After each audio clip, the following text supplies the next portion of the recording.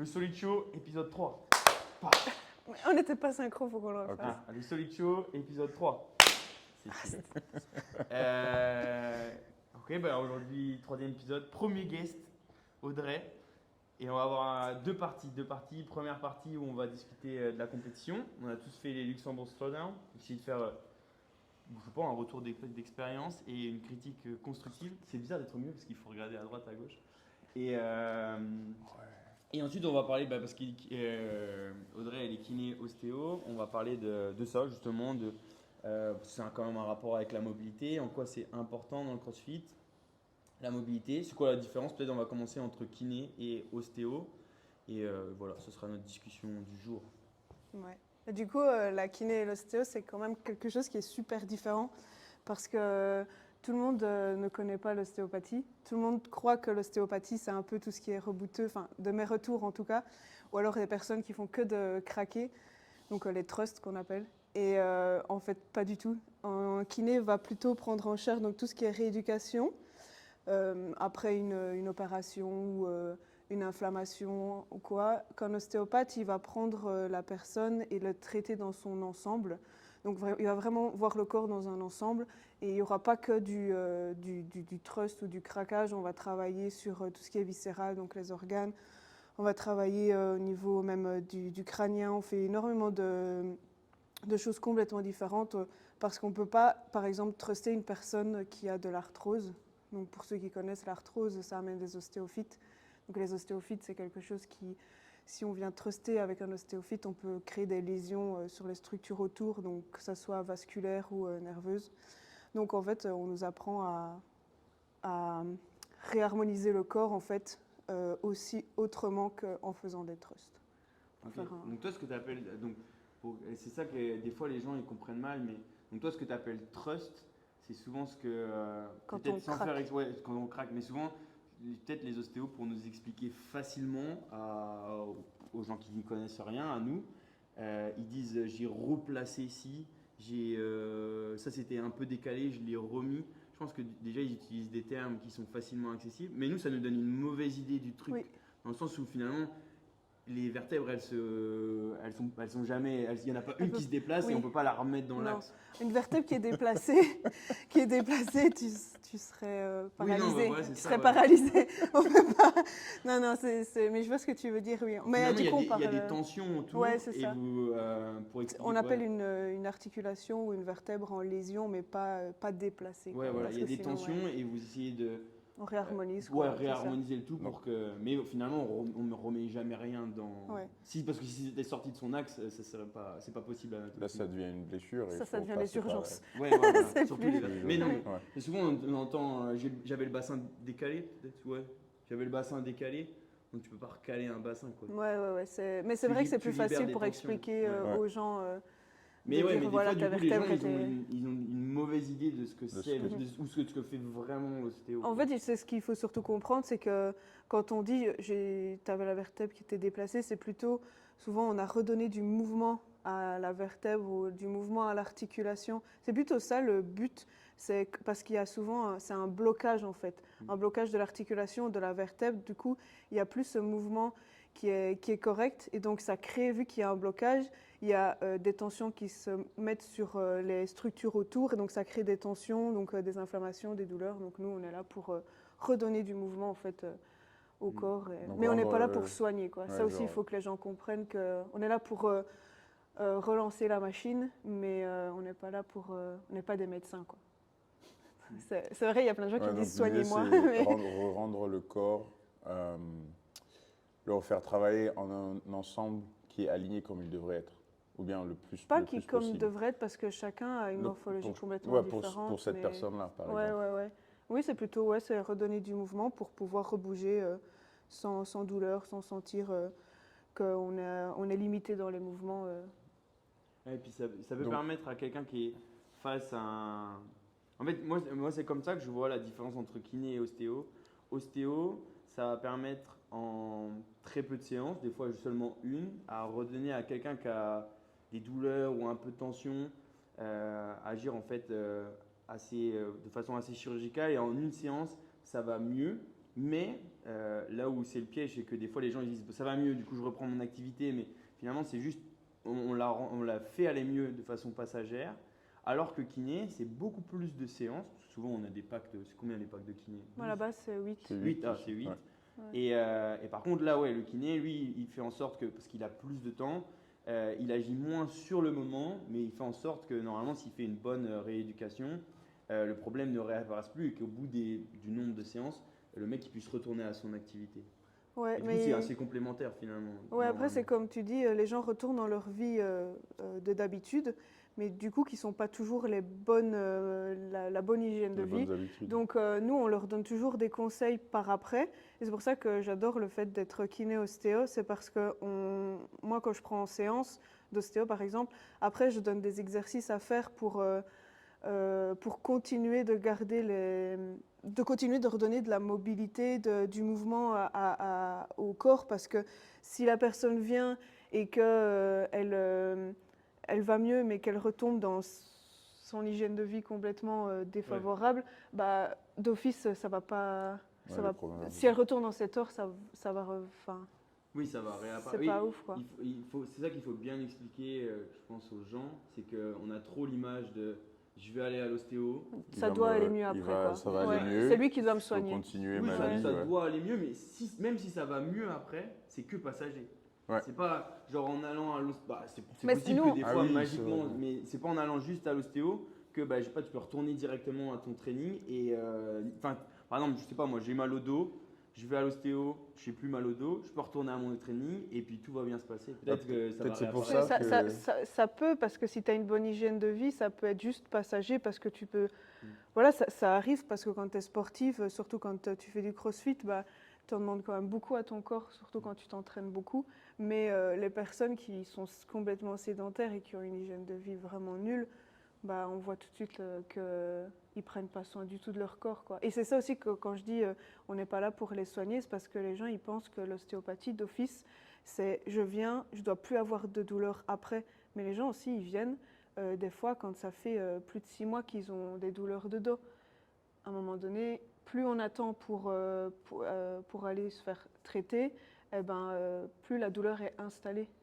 Et du coup, C'est tu pareil penses en que kiné. par rapport à ça, les gens qui font du crossfit régulièrement, des sportifs, peut-être dans ces cas-là, eux, ils ont besoin de se faire traiter de temps en temps et pour pouvoir aussi continuer de faire ce qu'ils veulent.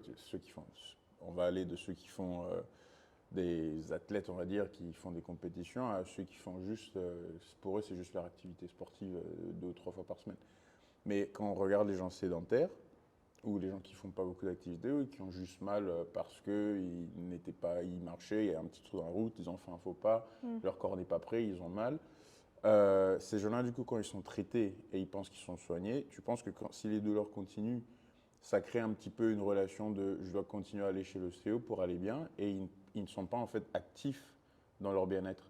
Mais c'est pour ça qu'à ce moment-là, et c'est bien d'avoir Moi, je trouve qu'un ostéopathe et un kiné, c'est top qu'ils bossent ensemble, parce que comme ça, l'ostéopathe peut justement, dans ces cas-là, dire bah, écoutez, moi, je pense que vous devriez aller faire des séances de kiné pour la cheville que vous venez de tordre, parce que oui, moi, je viens de vous remettre votre cheville, enfin, remettre, encore une fois, c'est un grand mot. On a joué au Lego, on a reconstruit. Mais un petit scotch et c'est parti. Duct tape. Mais souvent, quand on a. Ah oui, c'est le même. Ouais. Mais souvent, quand on se fait une entorse, il faut souvent aller chez l'ostéo pour voir s'il n'y a pas un petit os dans le pied qui est coincé, qui pourrait continuer à provoquer des douleurs. Mais ouais, c'est ça que je trouve intéressant de travailler kiné et ostéo, parce que en tant qu'ostéo, c'est clairement complémentaire. On peut envoyer chez les kinés quand on voit que c'est des séances de kiné qu'il faut. Et inversement, moi, avant d'être ostéo, je disais, écoutez, je sens qu'il y a quelque chose qui ne va pas, qui bloque, et je l'envoyais chez l'ostéopathe. Et puis après, il revenait chez moi et ça relançait la rééducation et ça allait beaucoup mieux, quoi. Donc, Et du coup, comment toi tu fais pour, vu que tu es kiné et ostéo, quelqu'un... Ouais, du coup c'est top. Et du coup, quand quelqu'un arrive chez toi, après, je prends mon exemple. Ça, c'est Audrey. Je vais mourir. C'était un peu ça. C'était ça, ouais. Il m'a envoyé des vocaux. Audrey, ça va pas. Faut que je vienne. Faut que tu m'aides. Mais si on avait discuté C'était où? C'était au Normandie. On a discuté dans la voiture. Là. Ah T'étais oui, tout paniqué. C'était au Normandie. T'étais complètement paniqué parce que... Tout allait bien. Je Ouais. fais un entraînement avec Victor. On a fait un back day, genre bodybuildé de ouf. Et je rentre à la maison le soir et j'ai un mal de tête, mais sur les tempes, sur Ouais. les côtés. Je suis sûre, t'étais... Je sentais. Et je me dis, non, il y a un truc qui va pas. En plus, Estelle, il en avait marre de nous entendre parler. Du coup, il est sorti de la voiture, il a été rejoint alphabet. J'avais pas marre, mais il nous attendait. Non, mais c'est ça.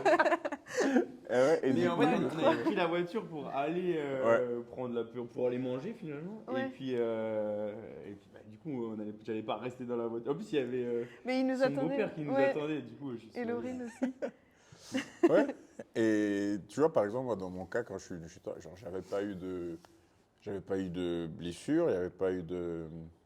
C'était pas chronique, C'était c'était pas- genre soudain. Ouais, non. Et c'était. C'est ça, il n'y avait pas eu un truc soudain qui est arrivé qui fait que genre, je me suis fait mal. J'ai pas eu un moment, je m'entraînais, j'ai eu le dos qui tourne, j'ai eu la nuque qui tourne, parce que dans le passé, j'ai déjà eu ça où j'ai senti, je me suis fait mal au cervical. Ouais. Et là, c'est pas venu comme ça. J'ai fait un entraînement qui était cool et j'ai eu des mal de tête après, ce qui m'est jamais arrivé avant. Et donc, toi, dans ce cas-là, quand je te dis, aide-moi et tout, comment tu fais pour voir, OK, on va prendre quelle direction? Est-ce que tu dis, il faut, par exemple, regarder et faire des examens médicaux pour voir déjà s'il n'y a pas de problème à ce niveau-là, et puis après, décider si tu vas faire un traitement ostéopathique ou s'il faut faire de la kiné? Comment tu fais alors? Ça, c'est vrai que c'est une super bonne question. Parce que je ne veux pas mentir, dans tous les cas, moi en tout cas, quand je traite un patient, c'est rare que je ne fasse que de la kiné. Parce que je trouve C'est pour ça que ouais, je posais cette question. parce que je trouve que en fait, l'ostéopathie, c'est tellement complémentaire avec la kiné. Et j'ai tellement des bons résultats parfois pour, par exemple, ton cas là, avec tout ce qui était douleur et tout, que ouais, d'office, je mettais de l'ostéopathie parce que je sentais que la kiné, j'étais limitée, enfin, on s'entend bien, j'étais limitée, Ouais. je trouvais que, et ça, du coup, ça a fonctionné super bien. Et quand j'ai besoin quand je me dis qu'il faut faire des examens, des imageries, comme Kelly, big up à Kelly. Comme on dit dans les podcasts en anglais, il dit shout out. Shout out. Shout out Kelly. Cœur sur Solide. toi. Parce que tu vois, par exemple, Mais- moi, dans ce qui se passait avant, moi j'étais plus dans une optique où il fallait que je fasse des contrôles médicaux. Et pour moi, c'était dans ce plan-là qu'il fallait que je regarde. Je n'avais pas du tout pensé qu'il y avait des blocages où il y avait un problème au niveau physique. En fait, je pensais que c'était plus Mais parce médical. qu'on n'est pas encore Et du assez coup, drillé voilà. pour ça. On se dit pas encore assez, Ouais. tiens, je vais aller voir l'ostéopathe. C'est rare en tout cas les personnes qui disent je vais aller voir l'ostéopathe pour ce genre de soucis. Donc, tu as eu tes problèmes au cœur, puis après, tu as eu des gros maux de tête et tout. Donc, tu n'arrives pas à faire. Enfin, tu dis, mais qu'est-ce qui se passe? Et on se dit pas, faut peut-être aller chez l'ostéo ou chez un kiné. Voilà, Pour, parce que- pour voir s'il ne faut pas redétendre, s'il ne faut pas retravailler, s'il n'y a pas des blocages et tout ça qui font qu'il y a une mauvaise circulation. Voilà.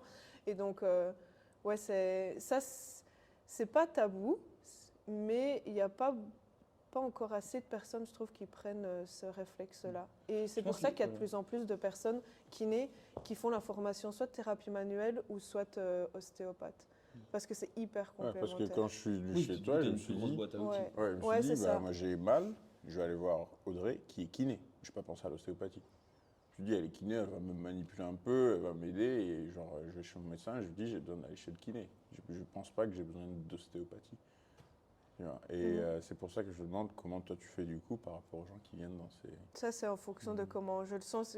Si je sens qu'il commence avec la kiné, je suis un peu limitée, eh ben, d'office, je fais l'ostéo et parfois, je ne me pose même pas la question en fait. Parce que tu as envie que le patient, il aille mieux. Ouais. Donc, tu ne commences pas à dire non, moi, on est en séance kiné, donc je ne vous fais pas d'ostéopathie. Casquette, Donc, kiné. si vous voulez, on fait une séance ostéo. Non, je Je pense que je veux tellement que les ton patients ils travail, aillent ouais, mieux que c'est du pour coup, que j'ai le trop. patient aille Enfin, mieux. c'est instinctif. Je mets de l'ostéopathie. Enfin, j'intègre de l'ostéopathie. On parle pas de trust parce que je t'ai pas du tout trusté en fait. Pas une Non. seule fois je t'ai trusté. Parce que déjà de un, j'avais aucune radio pour savoir si tout allait bien si au tu niveau avais des ça, cervicales, tu vois. Enfin, donc je t'ai pas du tout trusté. On a fait complètement autrement. Et pour les imageries, c'est comme je disais à Kelly, on n'avançait pas du tout dans sa rééducation au niveau de la cheville. Et il y avait toujours, enfin, c'était un pressentiment où je me disais il y a un truc qui va pas. Et c'est quand elle m'a parlé d'une fissure. Et là, je me suis dit, ok, c'est pas normal. Et même si le médecin a dit, c'est pas grave la fissure, ouais, je me suis dit, elle est quand même sportive. Enfin, c'est du crossfit qu'elle fait. Elle a toujours ses douleurs. Et heureusement que je l'ai ennuyée très, très fort. Parce que je l'ai ennuyée la pauvre pour qu'elle fasse sa radio. Et heureusement, on a trop bien fait de faire la radio parce que ouais, c'était sérieux. Il y avait quand même une ostéochondrose et elle a dû se faire opérer. Et maintenant, c'est bon. Ouais, Faites solide. je pense que pour expliquer aux gens, le bon processus de pensée à avoir, c'est. Enfin, moi, c'est celui que j'ai en tout cas, c'est que si pour quelqu'un qui est sportif ou qui s'entraîne régulièrement, si j'ai une douleur qui apparaît de nulle part après un entraînement, moi, ça m'est déjà arrivé dans le dos et puis ça m'empêchait de respirer, machin et tout, je vais voir l'ostéo. Parce que vu que c'est apparu genre soudainement, je me dis bah, forcément, c'est une espèce de tension qui est arrivée là. Et lui, aussi soudainement qu'elle est apparue, en manipulant, s'il fait les choses bien, et elle peut disparaître. Si par contre, c'est des douleurs chroniques, donc comme elle a dit, les gens ils ont mal au dos pendant 6 mois, ou alors, je sais pas moi, tu as des problèmes d'épaule, c'est pas en allant faire une séance d'ostéo qu'il va régler ce problème-là. Et là, du coup, je pense que les problèmes chroniques, c'est plus le kiné qui va les voir. Et puis, si le kiné, l'ostéo, ça marche pas, ouais, bah, des fois, il faut peut-être faire, comme tu dis, des analyses complémentaires. Et c'est peut-être des fois, avec les imageries ou les trucs comme ça, qu'on voit des problèmes qui sont rares, mais qui peuvent causer plus de conséquences. Donc, on peut pas régler finalement avec l'ostéopathie ou la kiné. Non, là, franchement, ouais. Ouais. Donc, Là où ça Je devient pense pas que compliqué, c'est ouais. tu n'es pas chirurgien aussi. non. Ouais, c'est ça. Ouais, c'est un truc, vu que je me suis, je ne veux pas dire blessé, mais j'ai eu quand même sur ces dernières années certains moments de longue période où j'ai dû limiter ou bien changer mon sport parce que des tendinites aux épaules, douleurs au cervical, que si je pense que si j'avais plus de connaissances du travail de l'ostéopathie et un peu plus de connaissances juste simplement de la mobilité, ça aurait été traité beaucoup plus rapidement. Parce que mes premiers problèmes de tendinite datent de 2016-2017, qui partaient et revenaient. Quand je faisais, ça dépend aussi, mais comment on les traitait. Et là maintenant, plus de presque 2 ans, même avec les douleurs, etc., sauf quand j'ai eu ça, par exemple pour les épaules, c'est juste du travail en fait constant que moi je fais en fait. Donc il y a un autre côté aussi où je pense que les gens devraient être acteurs de leur propre bien-être. C'est pas parce que on est au Luxembourg que tu peux contacter ton médecin, avoir une ordonnance pour aller chez le kiné, faire tes 8 séances et répéter le processus que ça va aller mieux. Parce qu'à un moment donné, si tu arrêtes de faire ça, ça revient. Tu ne prends pas les bonnes habitudes. Tu ne prends pas les habitudes de bouger. Pour la plupart des gens qui travaillent au bureau, tu ne prends pas l'habitude de te lever, de t'étirer, de marcher, etc. etc. Ouais, c'est vrai que ça, moi, pour faire le switch là, et puis pour parler vraiment, c'est vrai qu'on est dans la bonne voie déjà, dans le fait que parce qu'il y avait à un moment donné, il y avait quand même un monde entre comment ça évoluait, comment on soignait les douleurs correctement dans le monde scientifique, etc. Et comment les vieux médecins ou les vieux kinés, ils ont toujours abordé ça. Mais les gens, ils commencent à se rendre compte que si tu vas chez le kiné et qu'il fait que te mettre de la glace ou faire des massages, il faut changer de kiné. Pareil, si vous avez, je sais pas moi, comme tu dis, si vous avez une douleur à l'épaule, vous allez voir votre médecin et sa seule réponse c'est j'ai mal à l'épaule quand je pousse des trucs au-dessus de ma tête. Oh, ok, on va arrêter de pousser des trucs au-dessus de votre tête. Vous allez prendre des anti-inflammatoires et revenez me voir dans 2 semaines. Non, il faut. Le médecin, alors à part si c'est un médecin du sport et qu'il a plus de connaissances, mais la première chose qu'il doit dire c'est bon. Après, il y a tout un truc de médecin que je connais pas, mais ok, on va aller voir un kiné, qui est un spécialiste du mouvement, et vous allez voir avec lui qu'est-ce que vous pouvez continuer à faire, qu'est-ce que vous pouvez continuer à pas faire, comment travailler. Mais c'est vrai que si vous voulez soigner des blessures qui sont chroniques, ça passe par pas seulement aller au kiné 2 fois par semaine, mais y aller, plus faire les devoirs qu'ils vous donnent. Ouais, puis s'il y a des soucis comme Axel il disait au niveau inflammation, tendinopathie et tout ça, bah, c'est qu'il y a un souci quelque part, donc il va aller au kiné. Mais s'il ne change pas, par exemple, en redonnant de la mobilité à ses épaules ou autre, parce qu'on ne sait pas là maintenant de où vient le problème, bah, ça va revenir en fait. Ouais, des fois, on se concentre trop sur l'épaule en elle-même, Ouais. alors que finalement, c'est plutôt un manque de mobilité générale qui fait Ouais. que l'épaule, elle prend en charge trop de contraintes et qu'elle n'a pas la capacité de résister à ces contraintes et du coup, elle a une blessure. Mais c'est pour ça que je trouve que c'est pas mal de autant être suivi par un kiné qui a, qui a fait d'autres formations complémentaires parce que des problèmes d'épaule peuvent venir des cervicales, par exemple. Donc, je trouve que c'est super important de se former, surtout quand on veut traiter des sportifs et tout ça. Ouais. Enfin, Ouais, d'avoir une approche approche qui est plus, la plus, moi je l'aurais dit holistique possible, Ouais. pour dire un mot un peu compliqué, mais ouais, la plus globale. ouais. Même, Et voir le corps dans son Mm. ensemble et pas juste la douleur là où elle est, quoi. Et aller chercher plus Ouais, loin autour. que là où la personne Non, elle a parce qu'au mal. final, le corps, il marche pas comme ça. Bah, on est dans le crossfit. Dans le crossfit, quand on fait, même pour les, les mouvements monostructurels qu'on fait, les machines, etc., bah, le corps, il travaille toujours en un ensemble. Mm. Donc si sur la chaîne des forces et des choses qui doivent être faites, s'il y a une défaillance quelque part, bah, tout Ça le va reste remonter, ouais. est impliqué. C'est comme ça que le corps fonctionne. Ouais. c'est Donc vrai si, que- si la personne qui traite, si tu as mal à la tête, le médecin te donne des antidouleurs et c'est tout, on ne sait pas ce qui te fait mal à la tête en fait. Ouais, c'est ça. Tu as mal au genou, on va te dire de mettre la glace au genou, mais en fait c'est que tes hanches, ton bassin, psoas, Ouais. etc. sont tendus ou Ouais, on il n'a faut pas voir- assez de mobilité, il Ouais. faut voir le tout en son ensemble. Quoi. C'est ça. Ouais, ouais, c'est vrai que. Et en plus, un des soucis aussi, c'est que souvent on pense. Déjà, le crossfit, comme tu disais avant, c'est un sport où ça demande beaucoup d'amplitude articulaire. Mm. Par exemple, si je joue au foot, j'ai pas besoin d'avoir 180 degrés de flexion. J'ai pas besoin de savoir amener ma main au-dessus de mon épaule avec le bras tendu, parce Ouais. que, à part si peut-être on est gardien ou un truc comme ça, mais dans le foot, alors qu'au crossfit, j'ai besoin de snatcher, j'ai besoin de faire du keeping. Ouais. C'est que des choses qui demandent justement d'avoir beaucoup de flexion, beaucoup de dorsiflexion de cheville, beaucoup de mobilité au bassin, etc. C'est pour ça que souvent les gens ils disent le crossfit c'est dangereux, on se blesse souvent. C'est pas dangereux, en fait, ça demande beaucoup de prérequis de mobilité que forcément, avec la vie plupart. de tous les jours, on n'a pas acquis ou on a perdu. Mm. Et donc, il faut, des fois par chance, il y en a, ils les ont gardés.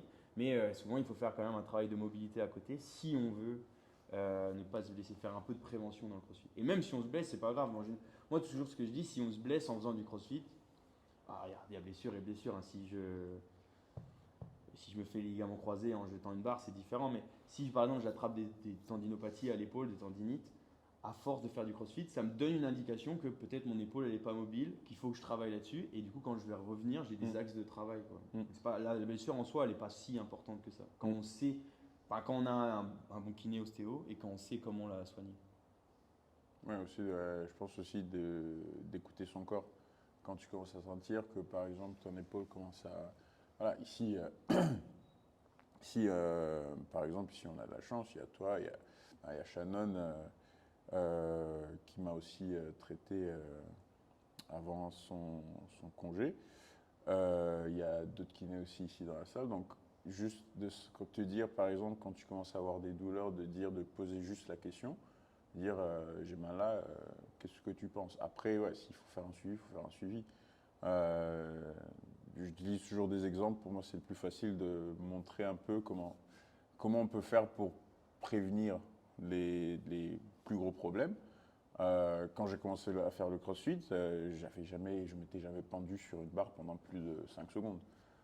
Jamais fait. Donc, à force, Pull-up, tu faisais pas en muscu? je faisais pas de pull-up. Il y a des machines pour ça. Et voilà. Et du coup, à force d'en faire, j'ai commencé à avoir des douleurs au coude. J'ai jamais eu des douleurs au coude, mais juste poser la question et essayer de comprendre. Après, tout le monde, voilà, moi j'ai grandi dans le sport, donc j'ai un peu plus de notion de comprendre ce qu'on me dit. Mais juste de poser la question aux gens qui qui sont des experts dans le domaine, ça aide aussi à te dire, ok, j'ai ça, je vais écouter mon corps parce que la douleur, c'est le corps qui dit, hey, écoute, là, ça va pas, il faut changer de méthode, il faut faire comme ça, ou bien faut. Et ça aussi, c'est un truc qu'il faut que les gens se disent. Moi, surtout les sportifs, on est les premiers à parfois ne pas écouter notre corps parce qu'on se dit, il faut qu'on continue à taper dedans, on continue, et après, ça craque. Donc, il faut trouver cet équilibre-là de se dire, quand je coach des gens, quand il y a des gens qui ne savent pas, en fait, quand on fait un mouvement, on fait un exercice, ils disent, ça fait mal. Je lui dis, est-ce que ça fait mal, musculairement, ou bien tu as mal, à l'articulation? Et parfois, je rigole, c'est un bon mal ou un mauvais mal, par exemple. Et aussi, à savoir comprendre, c'est quoi la différence? Est-ce que je peux continuer? Est-ce que c'est un bon mal, entre guillemets? Ou, lui, en fait, il y a des gens qui, quand ils pensent que leur muscle est en train de travailler, ça fait mal. Ah non, ça fait mal, je dois arrêter. Ouais. Et il y a des gens, l'articulation fait mal, ils disent non, ça va, je vais continuer. Et puis on continue. Donc, savoir trouver cet équilibre-là entre. Mais déjà, un crossfitter a une tolérance à la douleur quand même pas mal élevée. Et ce qui est pas bien, c'est ceux qui prennent tout de suite les anti-inflammatoires. Parce qu'une inflammation, ça reste quand même quelque chose qui est naturel, qui est normal aussi et qui est un bon indicateur. Et on a besoin de cette inflammation pour régénérer aussi les tissus. Ouais. Donc si on coupe ce cycle inflammatoire dès le début, dès que ça va plus... c'est une réponse naturelle du corps. Voilà, c'est une des premières étapes de la guérison. Par contre, l'inflammation, elle est problématique quand elle est chronique. C'est ça, Et donc, c'est là où, des fois, si ça vous empêche de dormir, etc., c'est là où, des fois, peut-être, il faut prendre un anti-inflammatoire. Mais c'est vraiment le dernier recours. Vraiment le dernier recours. Si on peut s'en passer, il faut s'en passer. Ouais, mais la douleur, une fois qu'on a passé je pense que c'était plus ou moins 3 mois, après, c'est plus une douleur qui est chronique, mais que justement... on en rediscutera sûrement après. Comment expliquer? Une douleur, quand quand ça fait 6 mois, c'est plus la même douleur que quand ça fait 2 mois en fait. Elle devient chronique, mais il y a plus. C'est juste des mauvaises informations que le cerveau il envoie au cerveau au bout d'un moment. C'est vraiment.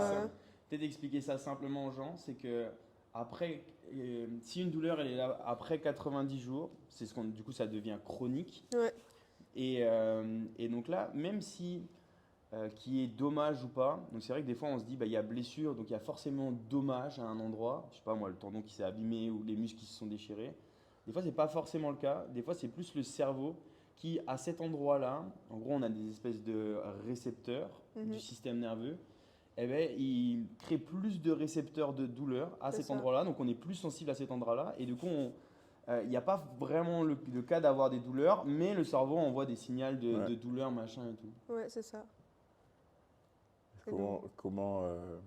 Donc du coup, ton travail peut devenir aussi un peu un travail aussi psychologique avec les gens, de leur faire pas psychologique dans le sens médical vraiment, mais un travail mental, on va dire, c'est dans là le sens de leur faire comprendre. Tu l'as fait avec moi aussi, je veux dire, ton corps, il n'est pas encore habitué. Ton corps, il te dit que tu as mal, mais peut-être que tu n'as pas mal. Oui, et puis cerveau. Parce qu'en fait, du coup, les gens savent qu'ils ont peur en faisant ce mouvement, et qu'ils ont mal en faisant ce mouvement-là, mais alors que tout va bien, et c'est juste, c'est la kinésiophobie, c'est ça qu'on appelle. Voilà, et du coup, oui, moi, je rentre dans ce phénomène-là de kinésiophobie pour réapprendre aux gens à bouger et qu'ils fassent reprendre conscience au corps qui sont capables de bouger, qui n'ont plus de douleur, que tout va bien comme toi en fait, que tout va bien. C'est juste des mauvaises informations, tu n'es pas fou.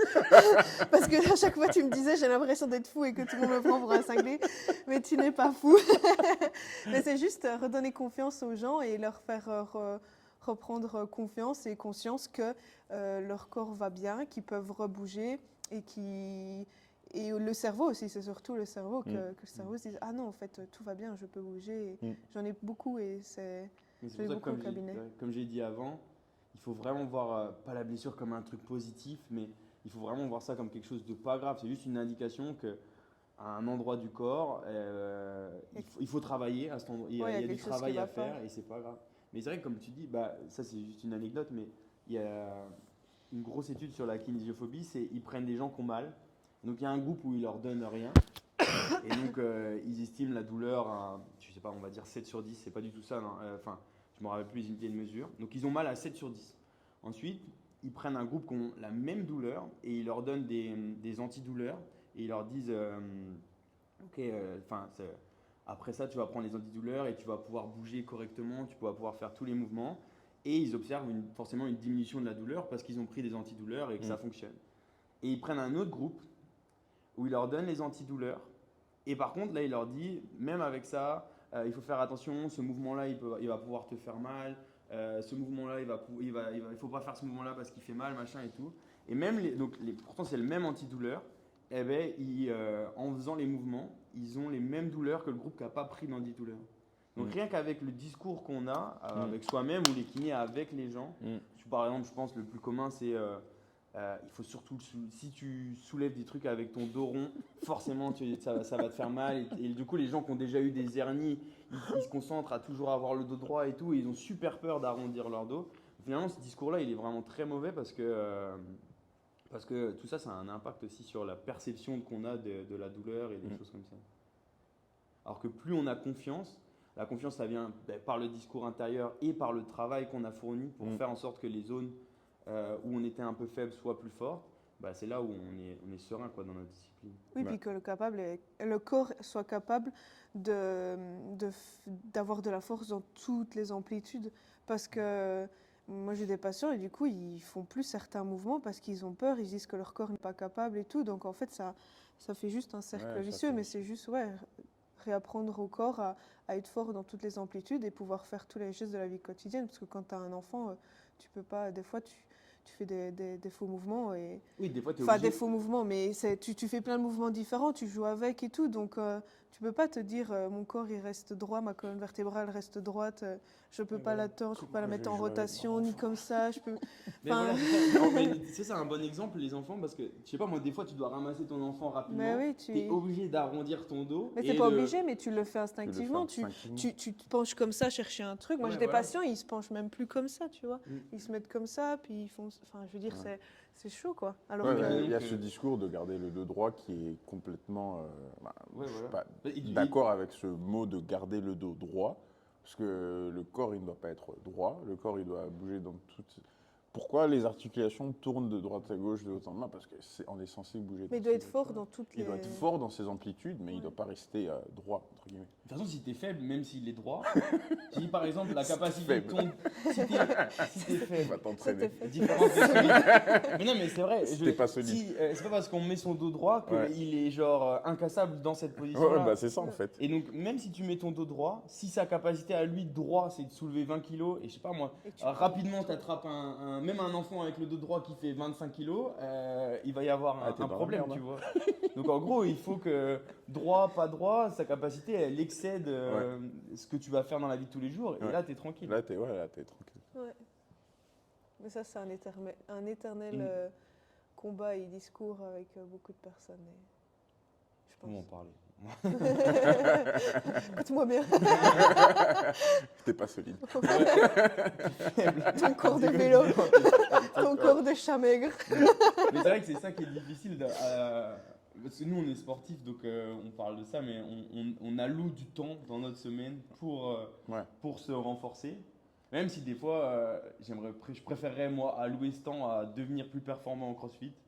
Mais des fois, c'est vrai qu'il faut faire un pas en arrière, allouer du temps pour, justement, comme elle a dit Audrey, soit gagner en amplitude de mouvement, donc avoir plus de souplesse, soit des fois faire en sorte d'être plus fort dans toutes ces amplitudes de mouvement. Donc là, c'est la mobilité.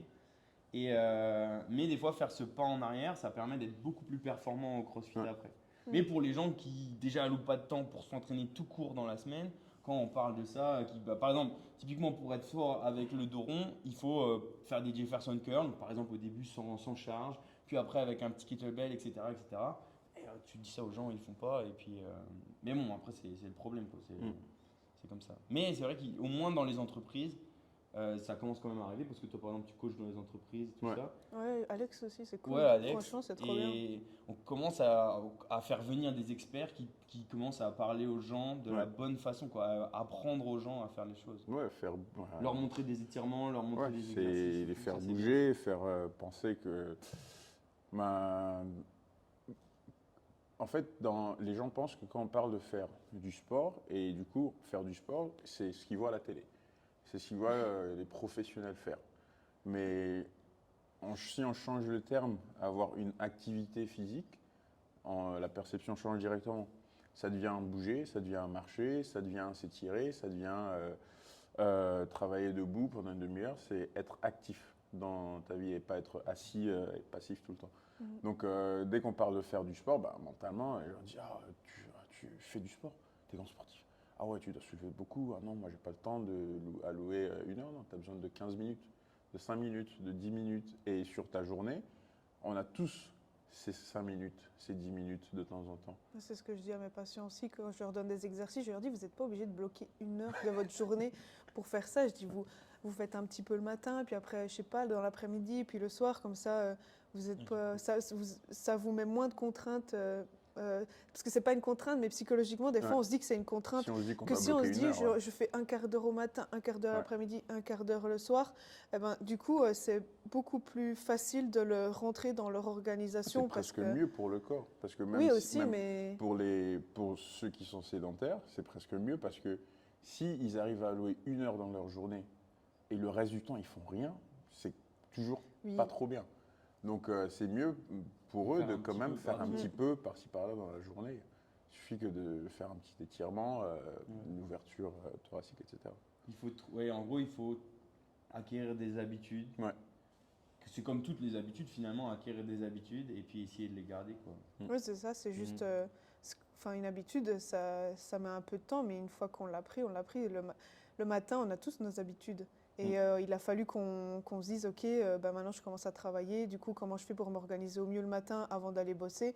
Et on a tous cette routine et qui est devenue une habitude par la suite. Et notre sport, maintenant, au final, c'est juste devenu une routine, une habitude. Alors qu'au début, c'était toute une organisation. On se disait, comment je vais faire là, il faut que je fasse ça, ça, ça. Et maintenant, en fait, ça coule de source pour nous de... Ouais, bah, c'est vrai que pour moi ou pour nous, c'est souvent le cas. Le plus dur, c'est arrêter cette routine à cause de blessures ou vacances et tout. Puis après, la reprendre. C'est ça, en fait, c'est ça le plus difficile. Est-ce qu'on a C'est- déjà fait du crossfit un jour?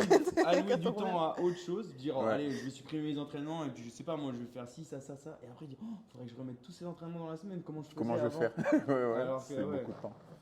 Et Ouais. ouais, finalement, c'est pas de la motivation, c'est juste un emploi du L'organisation. temps. Ouais. Ouais, c'est de c'est une l'organisation. organisation. Ouais. Parce que c'est vrai que là maintenant, quand je vois c'est ce que tu dis, c'est vraiment une organisation et tu dis, mais des fois, comment j'ai fait? Quand j'étais étudiante, je faisais kiné et j'avais commencé la formation d'ostéopathie en même temps. Je travaillais en restauration et en plus, je m'entraînais 5-6 jours semaine. Et là, je me dis, oh, comment j'ai fait? Mais en fait, pour moi, c'était normal. Il y a Ouais. plein de gens qui me disaient, mais comment tu fais et tout? T'es complètement folle. Pour moi, c'était un train de vie, en fait. Mm. J'avais la kiné donc à temps plein en tant qu'étudiante, puis j'avais mes week-ends en ostéopathie, ou sinon bah, je travaillais au restaurant, et puis bah, je trouvais toujours pour m'entraîner 2-3 heures par jour avec les copains, et puis, mais pour moi c'était normal Je en pensais que fait. tu allais dire 1 heure par jour. Tu dis 2-3 heures, tu as trouvé. Non, je vais pas mentir parce que je pense que s'ils écoutent, ils vont me dire Audrey, t'as mytho. On s'entraînait pas qu'1 heure par jour. Arnaud, ouais. c'était ça aussi. Hein. Mais C'est vrai que je m'entraînais quand- avec Nono, ouais, Jo quand et tout. quand je leur disais. Alors, moi, non, moi, ça m'est jamais arrivé parce que c'est vrai que j'ai eu la chance de toujours finalement être coach et donc d'avoir toujours, tu sais, ce genre, tu coaches le midi, puis après, tu as un gros bloc de pause, Ouais. tu coaches le soir. Donc, j'ai toujours splitté mes entraînements en deux et j'ai toujours fait maximum 1h30 d'entraînement. Mm. Et je me dis, mais comment on peut dépasser l'heure et demie, tu vois, en étant en forme? Et c'est vrai que j'ai rencontré vous qui aviez un peu des emplois du temps différents. Il fallait tout condenser, Ouais. des vrais programmes de CrossFit, tu vois, des trucs longs. Il fallait tout condenser en une fois. Et donc, tu dis, ouais, non, il dit, on fait 3 heures de séance. Quoi Et tu dis, Ça doit être costaud. Et surtout, vous faisiez force 5. Et moi, même force 5 en deux séances par jour, il fallait déjà être solide de Et là, en une fois, c'est costaud. Ouais, mais après, on avait, je sais pas, Oui, alors, c'est on était l'effet 5 de à groupe, s'entraîner, ouais. donc Ouais, c'est donc l'effet de l'effet de groupe, groupe ça peut tournait. continuer, ouais. Et puis, on avait vraiment chopé cette habitude de se dire, OK, on fait ça, ça, ça. Et quand on faisait des trucs avec les barres, et ben, il y avait une barre, et genre, ça traînait pas, quoi. Il y en avait deux qui chargeaient ou qui déchargeaient, puis l'autre arrivait, boum, il faisait son truc, on chargeait, on redéchargeait. Enfin, ça tournait, mais incroyablement bien. Mm. Franchement, c'était bien. Mais si vous nous écoutez, il ne faut pas faire ça. Non. Si vous avez une session par jour, 2 heures, c'est déjà vraiment bien. 2 heures. Ouais, et 2 heures, Ouais, je souffre avec 1h30. ça dépend toujours ce que tu fais. Mais... On va faire la zone de 30 Ouais, minutes. voilà. Tu peux pas faire 2 heures de workout. Mais ouais, 1h30, 2 heures, c'est vraiment Ouais, une c'est- session, c'est vraiment. Et si vous faites 2 sessions par jour, Ouais, deux fois 1h30 deux fois pour une 2 heures, ça session, commence c'est à déjà faire vraiment long. beaucoup. Ouais. Ouais, Cool. on l'a tous fait. Moi, j'ai pas vraiment fait 3. Je pense que j'ai Ah ouais jamais fait 3 heures d'un coup. Ah, moi, j'avais pas le choix de toute façon. Enfin, on avait tous pas le choix. Et c'est pour ça que, par exemple, quand on a fait le training camp d'haltéro, là, où il y avait 3 sessions dans la journée, moi, ça m'a découpé. Ouais, mais Jojo, il Il fait toujours des training camps de ouf. Tu sais, après, Ouais. le mec, dès qu'il a le dos tourné, je fais plus. Là, tu vas recevoir un message de Joachim, pardon. Pas trop cher. Il regarde pas. Voilà. À 1h30, je pense que. Bah, moi, là, sur 1h30, c'est bien. Si je dépasse, je commence à fatiguer. Faire la sieste. Je pense Mais qu'on peut switcher sur la Le luxe compétition. throwdown. Ouais. Alors, Ouais. petit résumé. Ah ouais. La kiné et l'ostéopathie, c'est complémentaire. Essayez d'avoir quelqu'un qui a les deux. Comme ça, au moins, il a quand même une boîte à outils qui est plus grande. Allez voir Audrey, parce que maintenant, elle travaille... Ah non, mais il fallait le placer à un moment. Allez voir Audrey. Elle travaille... On peut dire un peu, elle travaille à Pétange et à la gare. Ouais. C'est quoi l'adresse à la gare? Ici, Je m'appelle Google Maps. Chez Adriana. Chez Adrena, à 48 rue de Strasbourg. Bien. Luxembourg. Si vous avez des douleurs chroniques, allez voir faites en sorte d'avoir des séances de kiné parce que c'est forcément une douleur qui est là depuis longtemps et c'est du coup beaucoup de séances qui vont plus être à même de régler cette séance. Et voilà. Et si une séance d'ostéo, ça peut régler peut-être quelque chose qui est venu soudainement, mais ça réglera certainement pas quelque chose qui est là depuis longtemps. Et donc ça va demander du travail complémentaire. Il n'y a rien de magique en gros. C'est comme d'habitude du travail. C'est pas mal comme résumé. T'es content? Et vous ne vous entraînez pas 3 heures de Ouais, surtout pas. Et soyez solide. Franchement, on a eu de la chance. Enfin, moi, j'ai eu de la chance de pas me blesser. Et du coup, partie 2, les Luxembourg Showdown. Donc moi, contexte. Donc moi j'étais avec Audrey en catégorie, c'était Elite ou Eric ça RX. RX. Ouais. Et Axel était en catégorie Skills avec Anna. Et bon, c'était un rendez-vous attendu, je dirais, parce que déjà c'était vraiment cool de refaire quelque chose à Luxembourg. Avant le Covid, je sais pas si toi t'as connu. Le Lux Fitness Challenge. Ouais, il y avait un Ah, truc je qui s'appelait connaissais pas, Lux ouais. Fitness Challenge. Alors moi, j'ai jamais J'ai participé. jamais participé, non. Mais au moins, ça faisait une compète de CrossFit au Luxembourg. Il Ouais. me semble que c'était en équipe soit de 3 hommes, soit de 3 femmes. Et donc, c'était au Lux Expo. Donc c'était quand même Ouais. un gros truc. Ouais. J'ai ni été voir ni participé, donc je vais en Ah, parler j'ai entendu brièvement. les- Mais au moins, ça faisait un événement que soit les gens des salles de CrossFit au Luxembourg pouvaient aller Mm. voir facilement, ou pouvaient être Participer, volontaires, ouais. ou participer facilement. Et donc là, ce qui est bien, c'est qu'ils ont réamené ça, donc avec un format un peu plus. Parce que les Lux Fitness Challenge, je crois que c'était que sur une journée. Mm. Donc là, c'était quand même un format 2 jours, donc un peu plus comme des compétitions traditionnelles. Donc c'était assez attendu, quoi, parce que Ouais. on avait pas mal de gens qui voulaient venir voir, qui avaient pas mal de volontaires. Et puis on avait quand même, je crois, 6 ou 7 équipes quand Ouais. j'ai fait l'Excel, si je dis pas de bêtises. Ouais, ça fait Donc quand même c'était beaucoup de plutôt gens. cool. Ouais, donc c'était non, c'était beaucoup attendu surtout de mon côté aussi parce que chaque fois qu'on a fait des compètes, moi c'est ma première année de compète, mais genre c'était toujours fallait partir quelque part, ça demandait une organisation un peu différente. Ouais. Là, se dire que tu es à la maison, tu vas dormir à la maison, faut juste tu fasses 20 minutes de route et tu es sur place. Ça change un peu aussi. Et aussi l'idée de savoir que tu vas être entouré des gens que tu vois quasiment tous les jours. Donc ça aussi, ça change un peu ta mentalité et ton approche de la compétition. Personnellement, je pense quand il y a du soutien déjà et quand il y a cette sensation de familiarité, par exemple, si moi je veux faire un drop-in dans une autre box, je ne m'entraîne pas comme je m'entraîne ici. Et du coup, quand tu es entouré de ces gens-là, pour moi, c'est du positif dans la compétition. Donc, d'avoir déjà un partenaire de la boxe, les volontaires qui étaient là, il y en avait je ne sais pas combien d'ici. Juges que tu connaissais. Les juges par exemple, la juge qu'on a eue au début, elle m'avait jugé au 5-7. Par exemple, elle m'a dit, donc tu te sens déjà un petit peu plus à l'aise. Peu importe la compète, peu importe le niveau, même si je l'ai fait en scale, il y a toujours un stress qui vient avec, peu importe. Et du coup, à partir de ce moment-là, tu te sens déjà un peu plus calme. C'est beaucoup et c'est pour ça que j'avais vraiment, vraiment hâte de faire cette compétition. Et voilà, la faire en scale, dans la direction inter, c'était juste, pour moi, je voulais juste participer à cette compétition. Et puis c'était quand même trop bien le fait, comme tu dis, on était plein de Seven Castle et on était vraiment un bon groupe. Et du coup, c'était vraiment drôle. On a beaucoup rigolé. C'est la meilleure tout partie ça. des compétitions. Ouais, comme les Blue Monkeys, c'était incroyable. C'est vrai que là, du coup, on connaissait plein de gens et de faire la compétition avec plein de copains et tout, c'était trop chouette. C'était vraiment quelque chose que j'ai kiffé. Avant qu'on commence la vidéo, c'est vrai qu'on récapitulait les points positifs. C'est un des points positifs, c'est qu'il y avait une salle athlète. Ouais, c'était trop bien. Et vu que c'était assez local, finalement, il y avait chaque box des alentours qui avait son endroit. Et ça, c'était vraiment cool. À la rigueur, déjà, la salle n'était pas trop grande, donc même si tu connais des gens, tu peux discuter et tout. Mais chacun avait son endroit. Tu avais aussi une salle qui était plus au calme. Ouais, ça, c'était cool pour se reposer. Franchement, les compètes de CrossFit, c'est vrai que s'il n'y a pas d'espace à allouer pour poser ses affaires et tout, ça peut vite devenir n'importe quoi. Et puis qu'est-ce que tu disais des crossfitters? Moi, je suis toujours. Je dis toujours ça. Moi, je suis toujours. C'est des gitans parce qu'ils se. Non, je dis pas des gitans. C'est pas ça. En fait, j'allais dire une belle phrase. Je suis toujours impressionné par la capacité d'un crossfitter à s'adapter à la place qu'on lui laisse.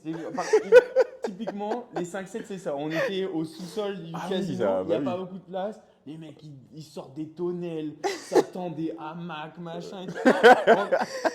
Tu vas aux Astrodome, donc c'était dans une zone commerciale. Et donc forcément, vu que tu fais samedi, dimanche, les commerces autour, ils sont pas ouverts. Ça trouve le moindre. En plus, il faisait une chaleur terrible. Le moindre cordon, bam, tonnelle, les barbecues. Ouais, c'est vrai. Non, mais les mecs, ils sont équipés de ouf, tu vois. Mais tu sais que tu vas passer une journée à souffrir, donc il faut que tu te mettes le plus à l'aise possible. En fait. C'est vrai. Tu ramènes tout juste au cas où. Tu ramènes la cuisine, tu ramènes à tout. À côté, il y a un mec qui avait un matelas gonflable. Ouais. J'ai trouvé ça trop bien. Il y avait des gens avec des matelas gonflables. Et même sur la piste, il y avait une fille qui était sur un matelas. Tu sais, le truc que tu gonfles et tout pour regarder les gens et tout. Mais c'est incroyable, c'est trop bien. Franchement, je me suis dit. Moi, le seul truc que j'ai pensé, c'est j'aimerais bien avoir une chaise de camping. Tu vois. Ouais. Tu vois, ça, c'est pareil. Mais c'est Favette qui a ses chaises à chaque fois. Ça, c'est une bonne idée. Tout le temps. Et je me souviens, avant de partir, je disais Anna, t'as une chaise de camping? Dis-nous, j'en veux une aussi parce que c'est trop stylé. Ouais. Donc t'arrives, tu poses ta chaise, t'es comme. Moi, j'aurais dû prendre mon Fatboy, mais je l'ai oublié. C'est le gros truc. Ça, c'était un vrai point positif. L'endroit était vraiment cool aussi. Ouais. Déjà parce qu'il y avait ça. Le fait qu'il y ait deux endroits, donc la piste et l'espace en haut. Voilà, je trouvais ça vraiment bien. La piste, c'est vraiment un point fort parce qu'en plus, ça fait une espèce de tribune où par exemple, le seul point négatif qu'on pourrait reprocher à l'intérieur, c'est par exemple, moi, c'est parce que mes parents ils me l'ont dit, mais c'est vrai que finalement, dès que tu commences à avoir 3 rangs de personnes devant toi, c'est difficile de voir ce qui se passe. Ouais. Mais c'est vrai que la piste, c'est un vrai point fort pour ça. C'est comme ça la plupart. Sur les compétitions que j'ai fait, à part les Blue Monkeys, et aussi à part le Dutch Throwdown, les 5-7, c'est un peu ça. Dès qu'il y a des rangées des gens, ça devient difficile à voir, sur le floor. Mais sur la piste, vu qu'il y avait l'espace vert à côté où les gens, du coup, les gens étaient là. C'était cool, par exemple, pour le 3e WOD Et non, ouais, l'endroit était cool. Il y avait, enfin, je veux dire parce que c'est vrai que souvent les gens ils font d'abord ça dans leur salle de CrossFit. Donc par exemple les 5-7 c'était le cas. En Mhm. plus moi ils ont la chance d'avoir une belle salle. Puis après si ça marche bien la première année, ils prennent plus grand, etc. Et là c'est vrai ils ont tout de suite pris un truc stylé. Et en gros ça crée une bonne base parce que je pense que pour faire plus l'année prochaine, Mm. il y a largement de quoi faire plus. Ouais. Alors pareil, peut-être c'est là où enfin, alors ça je sais pas comment on fait, mais c'est vrai que bah, du coup si tu veux faire plus, après ça demande plus de volontaires. Mais Mhm. le fait que par exemple il y ait deux endroits, c'est cool parce que si tu as beaucoup plus de juges, beaucoup plus de volontaires, tu peux faire tourner deux plates Ouais. en même temps, quoi. Ouais. Donc tu peux faire potentiellement plus de workouts ou faire passer plus de gens ou des workouts plus. Oui, parce que là, je pense qu'il y avait juste un crossover en termes de temps. C'était Moi, plus un enchevêtrement, voilà, quoi. un tout Tac, petit tac. peu, parce que moi, j'étais sur le premier hit, un premier hit tout court de la journée de tout le monde. Mhm. Et quand nous, on allait commencer notre deuxième workout, le premier hit des RX commençait. Donc, il y avait un hit des. Il y avait un ou deux hits? Il y avait deux hits ou trois des RX? 3. Trois. Donc, il y Ouais. avait le premier hit des RX qui commençait et ils ont fait en sorte que voilà, tous les workouts étaient 10 minutes. Il y avait à peu près 5 minutes entre chaque workout. Et donc, quand on faisait notre deuxième workout, le premier hit des RX commençait. Bon, ça fait que, voilà, par exemple, j'ai pas Mais en pu gros, ouais, l'escalier regarder les recommençait dinos. quand les RX Voilà, terminaient celui terminer d'avant. celui d'avant, etc. Donc, il y avait une petite partie là, par exemple, seulement si tu avais peut-être des potes qui étaient dans les deux côtés, ou si toi, tu étais, comme moi, par exemple, en scale au premier hit, du coup, je pouvais pas voir les workouts d'Ino et Natia par exemple, et les vôtres, je voyais peut-être la fin, ou soit juste le dernier workout, parce que moi j'avais Mais c'est déjà vrai que moi, fini. du coup, je t'ai pas vu. Ouais. Non, nous, on n'a pas Et, vu. parce qu'il était On là. aurait pu venir à 8h, mais. ouais, non, Axel, on t'aime, mais- il y a plus de chances que vous loupez votre warm-up et venez me regarder que de venir à 8h. Surtout qu'on commence à 11h15, je crois. Du coup, on s'est dit, Il pleuvait et tout le samedi, non? Ouais, il pleut un peu. Ouais. Mais Froid. en tout cas, c'était mouillé, tu vois. Ouais. Genre, ouais, tu voyais ah oui, tout le si, monde parce que les après VE, on à les a faire fait dans l'eau. Nous, c'était des sit-ups. Et après ça, tu voyais tout le monde complètement mouillé. Ouais, ceux qui avaient mis du blanc le matin, c'était pas top. Hein. Ouais. Mais c'était hyper cool. Voilà. Il n'y avait pas de retard. Je pense que tous les workouts étaient. Je savais, par exemple, sur un des workouts des intermédiaires, j'allais regarder Sané. Et je savais que dès qu'il finissait, j'allais faire mon mop et j'allais faire mon workout. J'ai fait ça tout le week-end, par exemple. Le brief aussi, il était vraiment super bien expliqué. Ouais. La dame, elle expliquait Ouais. super bien. Ouais, c'est vrai, la Big dame up. et le monsieur, parce qu'il y avait, Oui, c'était il y deux, avait ouais. les deux. Big Mais up, c'était je ouais, c'est ça qui c'était un autre point fort, c'était que c'était super bien organisé. Parce que le fait de dire on va allouer un volontaire à la zone d'échauffement, Mm.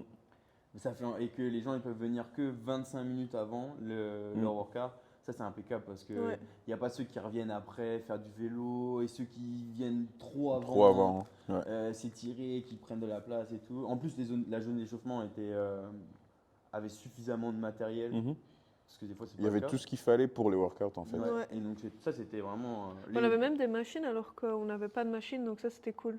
Ouais, pour s'échauffer. Oui, il y Ouais, avait la des rameur machines. et Ouais. la saut bike, ça Ouais. c'est toujours chouette à s'échauffer un peu. Non, là-dessus c'était vraiment bien organisé. Le fait aussi que il n'y ait pas de retard au final, que comme tu dis le fait chaque workout c'était 10 minutes. Donc Ouais. il me semble que c'était ça leur système 10 minutes, puis ils avaient 5 5 minutes de minutes de battement, pause. puis ils relançaient une vague. Ce qui fait que tout le week-end est calculé d'avance. Ouais. C'est assez pratique. Pour une première fois, je pense que c'était vraiment une bonne idée. Après, on va peut-être en parler après, mais c'est vrai que pour peut-être le côté technique sportif, test de Des performance, workouts, ouais. etc., ça pose un problème et que peut-être il va falloir du coup changer ça pour ce qui va forcément amener un peu plus de complexité dans l'organisation générale. Ouais. Mais bon, pour une première, je pense qu'ils ont bien fait. Ouais, c'est une bonne stratégie, par exemple. C'est ce qu'ils avaient fait au Dutch Showdown en février. C'était un peu dans le même style. Mais là, c'était une compétition qui était accréditée par CrossFit. Donc, mais c'était quasiment le même style. Tous les workouts de toutes les catégories prenaient le même temps. Donc, ça tournait en fait. Il y avait, le temps, le timer. Et si vous êtes en retard, vous êtes en retard. C'était workout, 5 minutes. Vous devez être là, workout, 5 minutes. Et ça n'a pas arrêté de tourner tout le week-end en fait. Donc, c'est une bonne stratégie, surtout pour une première. pour essayer de garder l'organisation assez fluide, etc. C'est bien.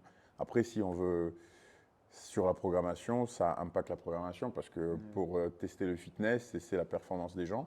On veut des tests courts et des tests un peu plus longs, ouais. etc.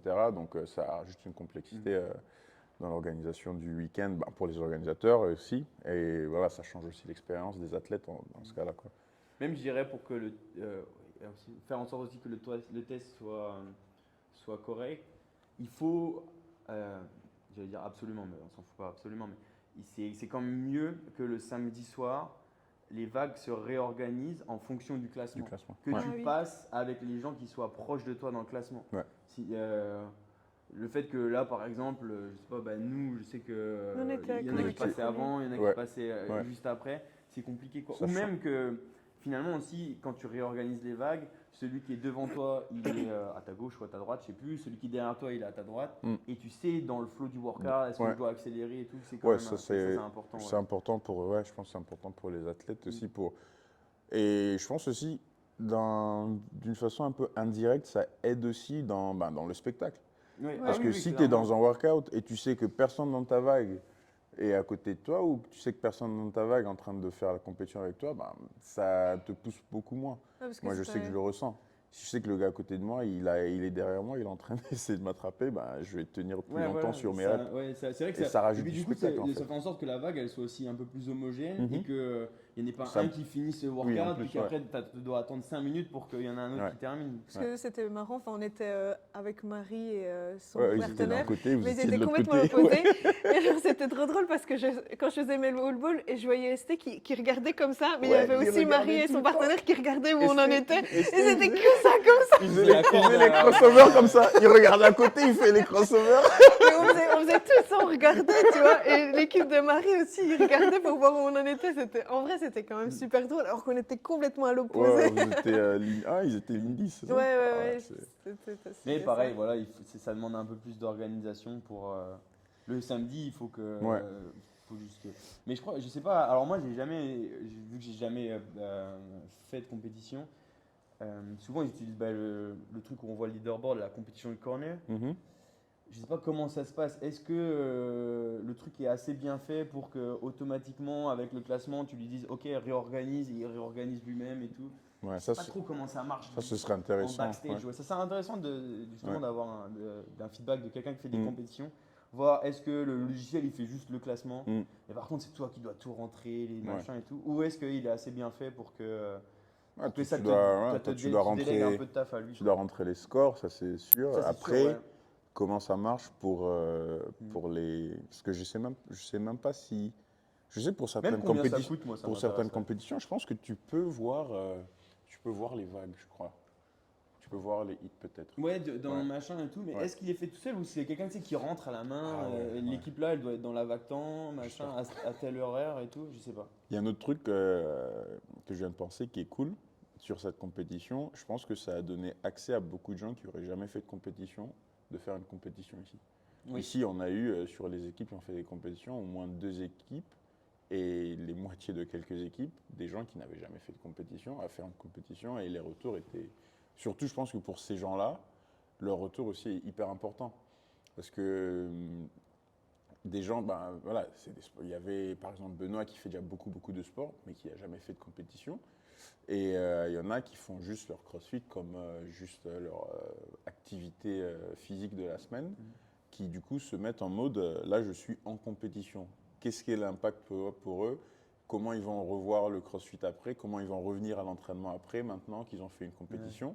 Est-ce qu'ils vont prendre les leçons de OK, j'allais dire je suis faible, je suis moins fort en ça, ou je suis plus fort en ça? Est-ce que je vais prendre du coup le temps de rester 10 minutes après ma classe et travailler peut-être ma gymnastique, travailler peut-être sur certaines choses qu'ils ont vues dans la compétition? Et je pense que ça, c'était vraiment cool pour ces gens-là de mettre un petit pied, d'avoir ce goût de voilà, Ouais, je suis là. de prendre ça vraiment comme un test Ouais, et se dire un ok, test, il y a ouais. du travail, parce que forcément il y a du travail, Ouais. et ça me motive. Ouais. Parce que ce qui est compliqué, c'est que même si les gens ont fait en scaler, le volume d'effort, c'est. Ouais. ils font jamais ça. Ouais, ils font jamais ça. Ouais. Ils sont pas préparés pour ça, donc Mm. forcément ça impressionne et c'est vraiment costaud, quoi. Mm. Et donc ouais, pour plus d'un, ça surprend, quoi. Mm. Je pense que j'avais essayé de préparer les gens en disant c'est comme si vous aviez 3 classes le samedi et 3 classes de CrossFit le dimanche. Je dis, alors, c'est chaud. C'est difficile à. Mais c'est vrai que on se rend seulement compte Après le au deuxième moment où on le workout. fait, ouais. Non, on se rend compte sûrement le dimanche matin quand on se réveille. Et il faut y Et quand retourner, tu ouais. dis, ah, il faut retourner. J'ai senti ça au 5-7, je me suis dit, je voulais pas y aller. Tu mets 10 minutes à sortir de ton lit parce que tu dis Ouais. ouh. Je dois refaire encore la même chose aujourd'hui. Et pire, no way. Je crois que c'est Chiara qui m'a dit ça, hein. Je sais plus c'est quand, à quel moment du dimanche, elle m'a dit no more warm-up. Donc je fais plus de warm-up. Par exemple, Mais ouais, c'est c'est vrai ça. que mais c'est Ouais. vrai que c'est quelque chose que moi déjà je me dis, tu sais, arrivé le dimanche, t'as plus envie de. Parce que c'est dur, c'est ça qui est chiant, c'est que tu t'arrêtes, puis il faut se relancer la Ouais. machine, puis et t'as plus envie d'aller au warm-up, t'as juste envie d'y aller, puis le mec il lance le truc. tu Ah donnes ouais, tout c'est ce que bon, t'as. tu fais ce que tu Alors peux. que. Mais bon. D'un point de vue sportif, il faut s'échauffer parce que ça Ouais. t'aidera pour le workout. Mais c'est vrai que c'est déjà des sentiments que toi tu as à la base, alors eux, non, no more No warm-up. more. Ouais, ça, bah, je pense, je sais pas si c'était Sophie qui a dit ça. Genre, au French, à un moment donné, il y a un workout, il n'y a pas eu de warm-up pour elle. Genre, elle dit, ah non, je vais juste y aller. Moi, j'ai fait ça au 5-7. Il y avait un workout Ouais, où. ce qui était compliqué au final, c'est flemme, tu vois. qu'il y avait un gros temps entre des fois le warm-up et le Oui. workout Et le en workout. lui-même. Il y avait un. Donc finalement, s'échauffer, c'était plus dire à ton corps, on va faire tel et tel mouvement, mais t'arrives pas au workout à T'arrives t'échauffer, pas au quoi. workout Non. échauffé. Non, parce que franchement, on avait attendu combien de temps Ben, quand on à rentrait dans le l'intérieur? dôme, au moins peut-être 40 minutes. Ouais. Je pense qu'on était presque à 1 heure quand on avait dû attendre. Parce qu'il y avait une fille qui était tombée, là, qui s'était tordue Ah, la cheville. Mais sinon, on attendait quand même très longtemps. Mais ça, par exemple, là, bah, sur le luxe, c'était bien. C'était assez Ouais, back-to-back, donc c'était assez pratique. Ouais. c'était assez pratique. Mais non, c'était cool. Non, mais je pense que si on veut faire une critique constructive, ben, comme on a dit, les points à améliorer, c'est peut-être ramener un peu de complexité en faisant en sorte que certains tests, certains workouts soient plus longs que d'autres Mm. pour faire en sorte de tester les gens sur différentes modalités Ouais, de sur temps toutes les modalités de temps et aussi. du coup différents domaines d'intensité. Par exemple, typiquement, le premier workout, il aurait dû être plus long, celui avec les deadlifts, et la course, en faire un workout plus, je dirais, endurance, aérobie. Et après, bon, il y en a un où on aurait pu diminuer un peu l'intensité et le faire un petit peu plus court. Parce que pour moi, le deadlift run, c'est le même que le lunges run. C'est tu fais de la chaîne postérieure et puis tu cours. Il faudrait que je vérifie les deux classements, tu vois, genre Ouais. le classement des équipes, Les sur équipes le sur le deadlift run deadlift et le et- classement des lunges sur le run, mais je pense que je ne changerait pas beaucoup. Il changerait pas beaucoup. Parce que ouais. même si les lunges, le poids était plus lourd que les deadlifts et que ça pouvait créer un problème pour certains, je pense que si le poids n'était pas un problème aux lunges, bah, ta capacité à courir vite, c'était vraiment le déterminant, quoi. Et Ouais. sur l'un et sur l'autre. Ouais. Mais parce que nous, je crois, on doit faire Premier, on a fait 6e et sixième deuxième. et deuxième, cinquième. Ah, je Ouais. sais Et quatrième. je pense que l'équipe qu'on a dépassée, c'est une équipe où au overhead lunges, ils ont pris un plomb. Et que par exemple, les deadlifts là- qui sont un petit peu moins techniques et un petit peu moins Ouais. lourds, ils l'ont pas pris et ils ont réussi à courir vite. Mais Je pense Ouais. que si je marchais sur les lunges au dernier round, je suis allé plus vite que si je courais. Ouais, voilà, là, la différence, du coup, ça devient la mobilité des gens au niveau du Ouais, overhead voilà. lunge. C'est la grosse différence. Mais voilà, mais c'est pas non plus un mouvement genre où ça demande vraiment de mobilité Non. pour que ça devienne un problème. Ouais. Et moi non, ouais. Ouais, le côté, si on parle vraiment du côté, le côté spectacle. Ah Moi, oui, c'est quelque chose c'est qui quelque me- chose qui est important en qui me tient à compétition. cœur, le côté spectacle. Ouais. Des fois, et je pense que il faut regarder les games et essayer de savoir. Il faut que tu y ailles. 3 minutes là, je dois y aller. Ah, elle va peut-être me quitter. Bon, on va finir là-dessus. Le côté spectacle, c'est important. Par exemple, aux games, maintenant, quand ils font le lift, avant, ils faisaient lifter tout le monde en même temps. Et puis, c'est là où le travail de speaker est important. Mais là, c'est dommage, le speaker les a laissés tomber. Donc, on va pas parler de ça. Mais là où le gars, il dit, oh, nan, nan, nan. Maintenant, aux games, ils font lifter cette partie-là du field à, je sais pas moi, à 0, cette partie-là à 30 secondes, nanana. Et ça permet aux gens d'avoir plus facilement une vue sur les trucs. Ouais. Donc par exemple, là, typiquement, l'event lift, dire aux gens, la barre, elle commence à vide et ensuite vous allez devoir charger la barre. Ouais. Les gens, ils s'en foutent de voir des gens charger la barre. Clairement. Déjà, ça te fait perdre du temps. C'est clair. Les gens, ils veulent voir des, Ils on veulent veut voir voir des des gens gens lifter. lifter Ok, des barres. les athlètes veulent lifter. Ouais. Laisse les athlètes charger la barre en premier. Ça permet au speaker de regarder, de dire ok, fais attention, lui il va soulever lourd, tu vois. Ouais. Et ça permet aux athlètes d'avoir plus de temps pour lifter. Ouais, parce que là, c'est 2 minutes. Un gars comme toi qui fait un clean and jerk, qui veut essayer un clean and jerk à 150. 150, tu l'aurais eu si tu avais eu. Voilà, tu as le warm-up, tu pas arrives, ta barre. tu dois Si, charger, tu dois charger Si. ta barre. Ouais. Moi, Si, personnellement, moi, ça m'a bousillé. Ça m'a bousillé. J'ai pas pu faire autant que je voulais. Mais Mais tu ton dois temps de pause charger, entre les voilà, deux tu dois était charger long, ta du coup. barre. Même si vous êtes à 2, c'est au moins 15 à 20 secondes. Et si tu veux mettre plus, encore plus. Non, parce qu'il faut charger sa barre. Hein. Ouais, voilà. Ouais, voilà. C'est Moi, ça. j'avais plus de plate. Hein. Ouais, j'ai vu, toi, t'avais compris. Et puis il fallait la décharger. Il faut faire et tout, il y avait ton tout un premier truc comme essai et ton deuxième essai. Donc, c'est pas beaucoup de temps. Et si les gens, niveau spectacle, comme on est en train de parler, les gens regardent 2 personnes en train d'essayer de charger une barre. ça.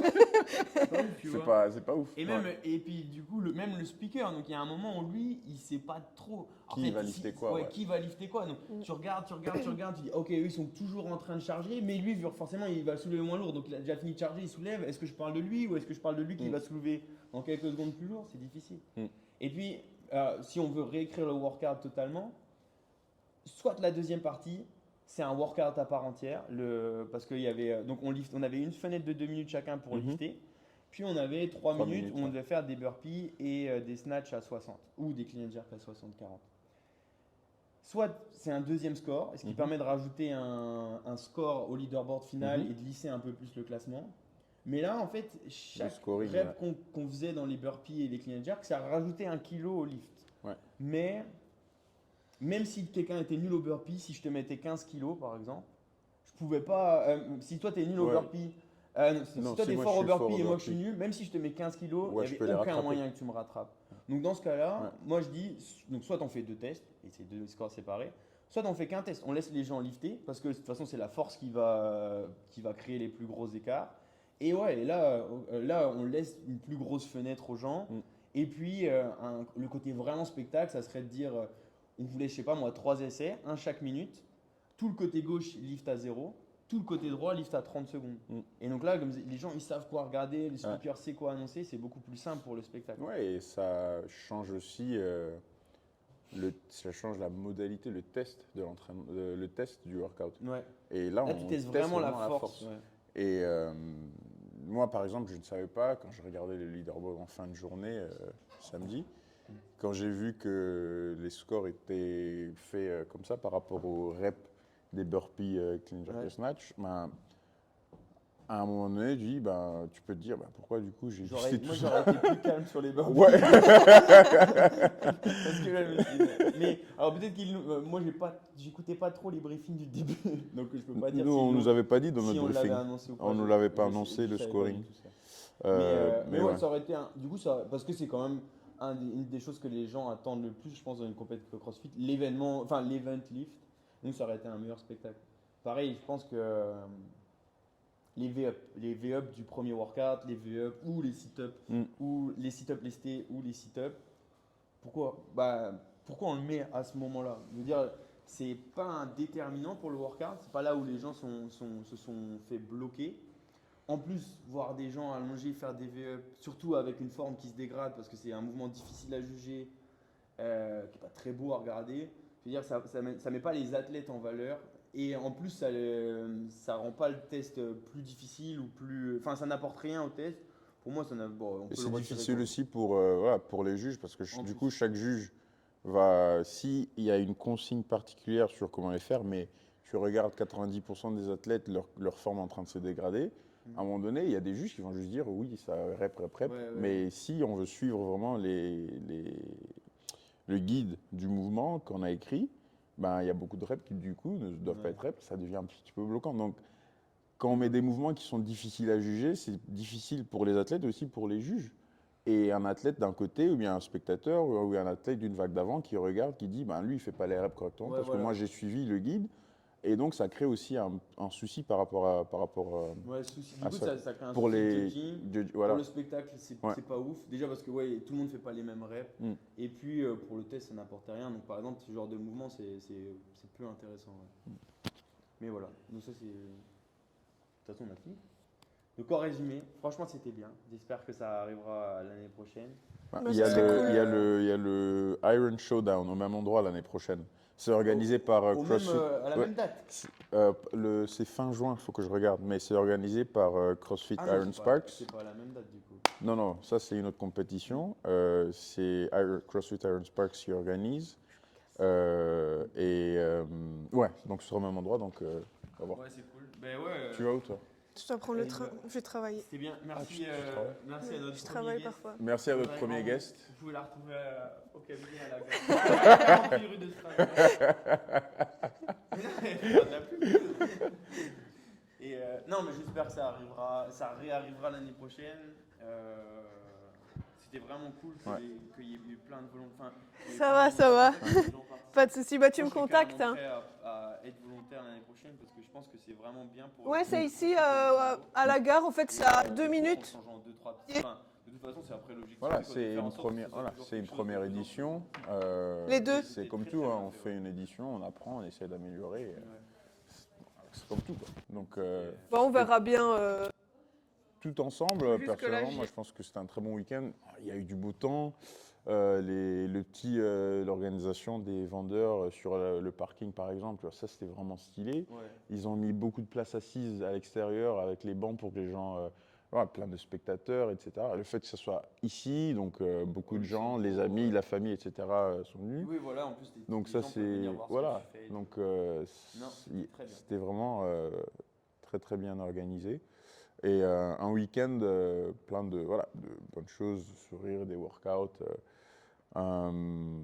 Ouais, j'étais content du week-end. Ouais, ouais. Voilà, épisode 3. Épisode 3 fini. Avec le premier guest. Ouais, on a eu un guest. Ça va débouler des guests maintenant.